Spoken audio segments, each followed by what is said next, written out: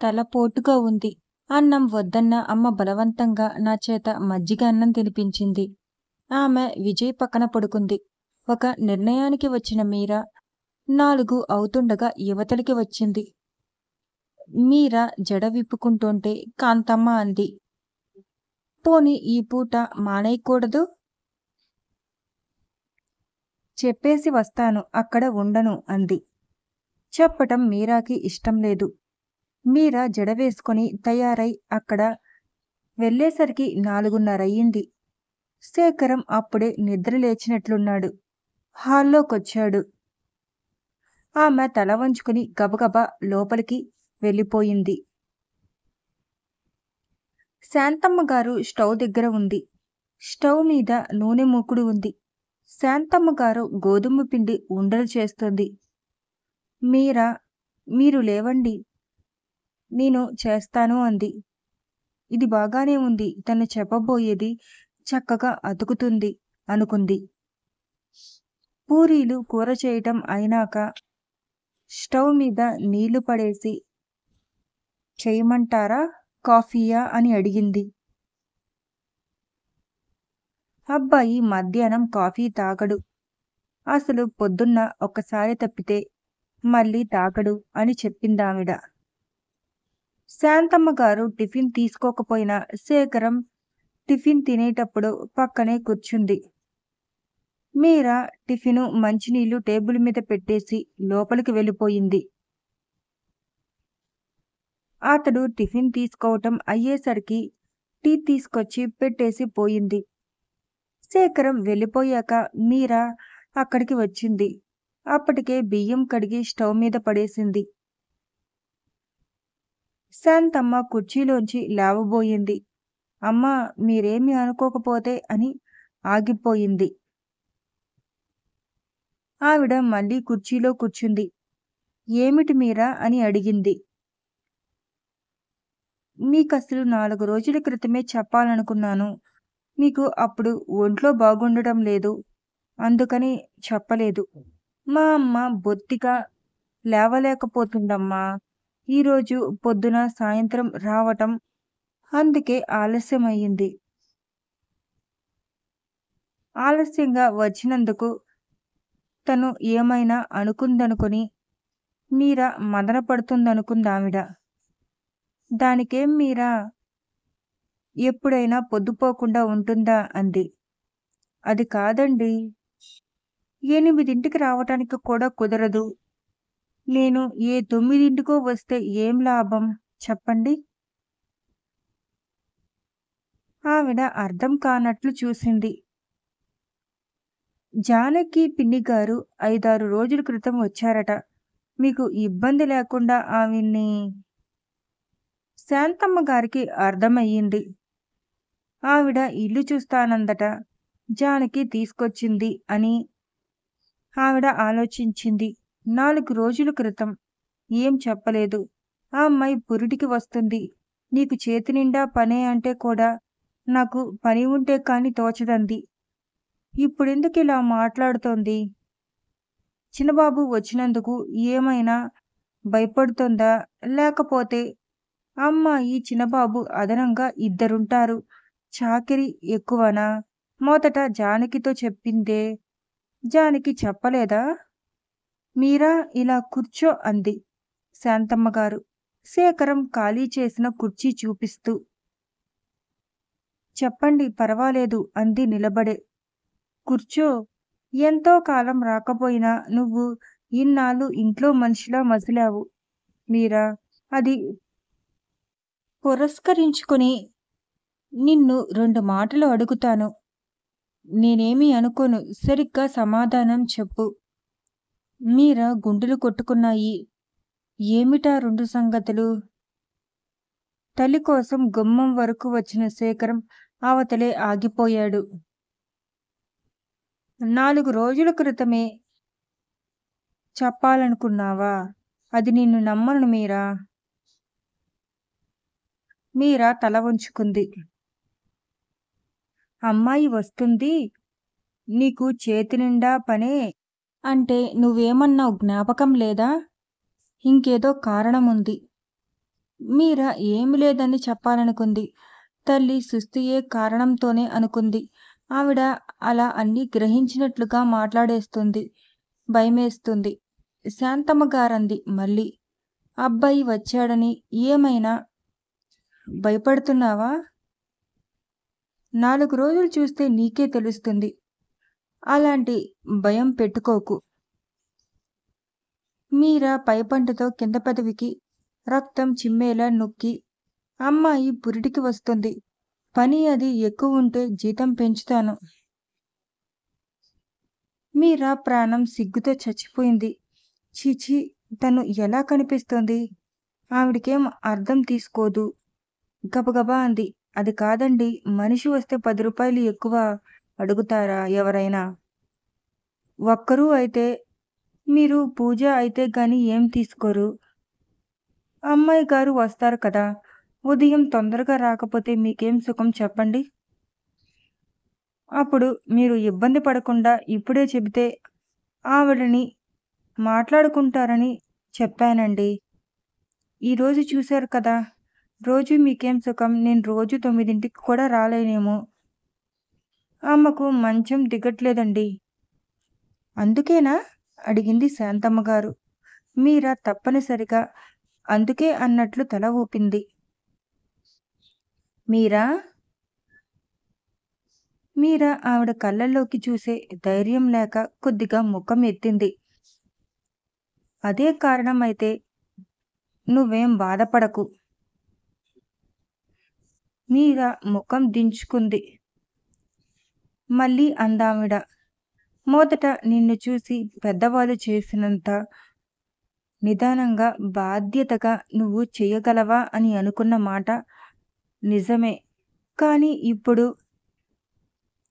మీరా ఆవిడకేసి చూడాలనుకుని మళ్ళీ విరమించుకుంది. నీలాంటి మంచివాళ్ళు నాకు దొరికే వరకు నిన్ను పంపాలని లేదు. పంపను కూడా. ఈవిడికి తన బాధ ఎలా అర్థమవుతుంది?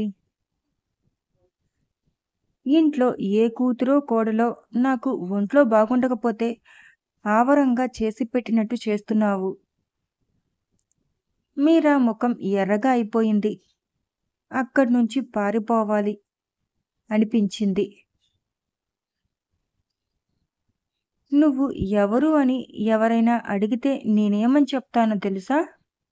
మీరా గుండెలు దడదడలాడాయి. మాకు తెలుసున్న వాళ్ళమ్మాయి అని చెప్తున్నాను. నువ్వసలు పరాయి పిల్లగా నాకెప్పుడూ అనిపించలేదు మీరా. నువ్వలా కలిసిపోయావు. ఇంకా ఆవిడని ఒప్పించటం తన తరం కాదని, ఆవిడ్ని ఎదిరించి కాదని తను మానలేదు. ఈ ఊళ్ళో ఉండగా శాంతమ్మగారు కుర్చీలోంచి లేస్తూ అంది. నువ్వు వెళ్ళేటప్పుడు కాఫీ డికాషన్ తీసుకెళ్ళు. ఫిల్లరుందిగా. మీరా బలవంతంగా తల ఊపింది. మీరా వంటగదిలోకి వెళ్ళిపోయింది. ఎలాగైనా అమ్మని ఒప్పించాలి. ఈ ఊళ్ళో ఉండగా తను రాకుండా ఉండటానికి లేదు. ఆవిడ ఏ మనిషినైనా ఇంటికి పంపిస్తుంది. అది తనకసలు ఇష్టం లేదు. తన సంగతి లోకమందరికి తెలిసినా భరిస్తుంది. వాళ్ళెన్ని మాటలన్నా సహిస్తుంది కానీ ఈ కుటుంబానికి మాత్రం తెలియకూడదు. తెలిస్తే తను భరించలేదు. అమ్మతో దెబ్బలైనా సరే ఈ ఊరు నుంచి వెళ్ళిపోవాలి. అమ్మ తను ఉద్యోగం చేయటానికి ఒప్పుకోక అసలు ఇక్కడి నుండి కదలడానికి కూడా ఒప్పుకోనప్పుడు ఇక్కడ నిశ్చింతంగా ఉందనుకునే తల్లిని ఇంకా బాధించటం ఎందుకనుకుంది. శాంతమ్మ గారికి ఇంక ఏమీ అనేక అక్కర్లేదు అన్నంతవరకు తను ఇక్కడే ఉండాలనుకుంది.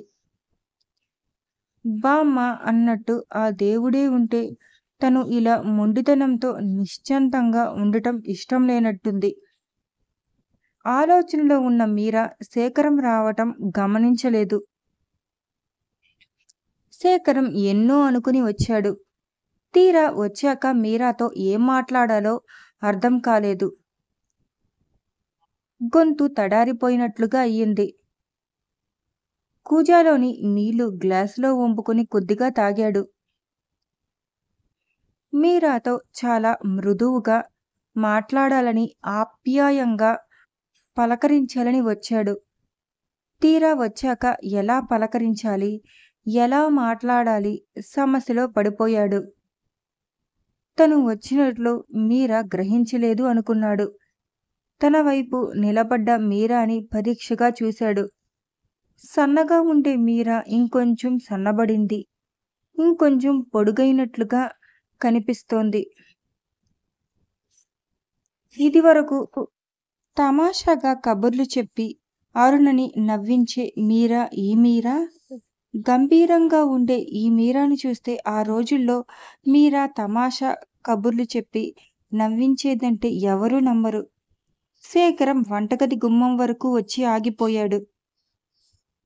ద్వారబంధం మీద చేతులు ఆంచుకుంటూ మీరా అన్నాడు.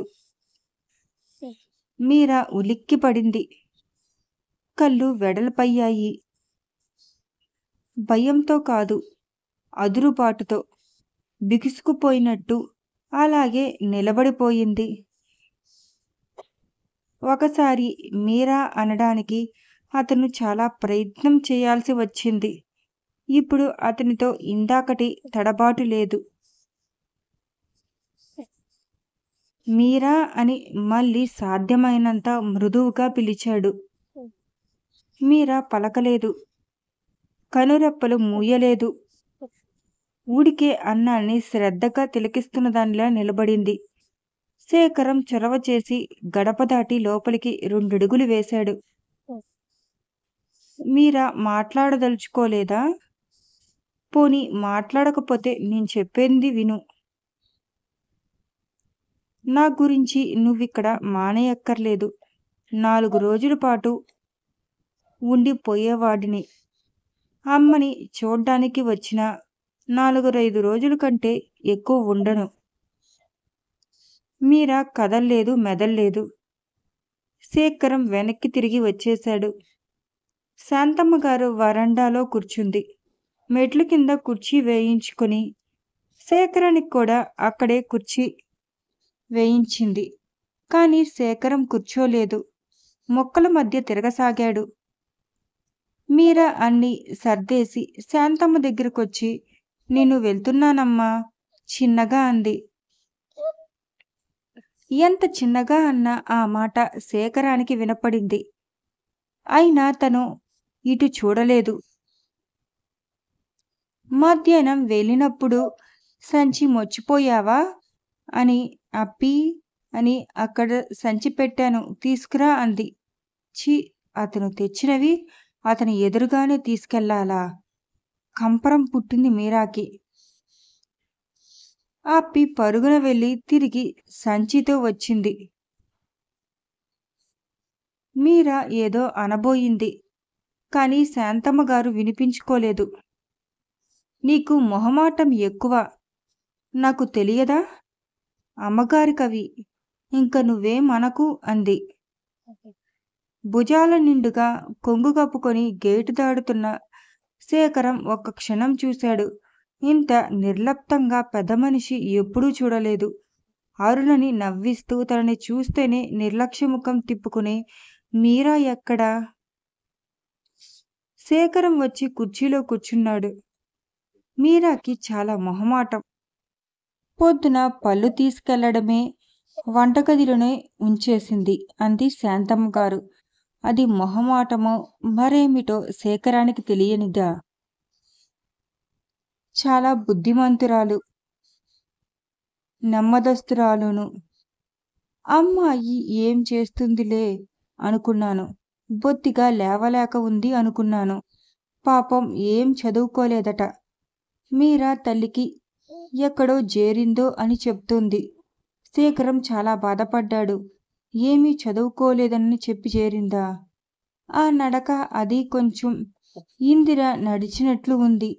మీరాని చూస్తే చప్పున నాకు ఇందిరే గుర్తుకొస్తుంది. శేఖరం ఏం మాట్లాడలేదు. తల్లి మాటలు శ్రద్ధగా వింటున్నాడు.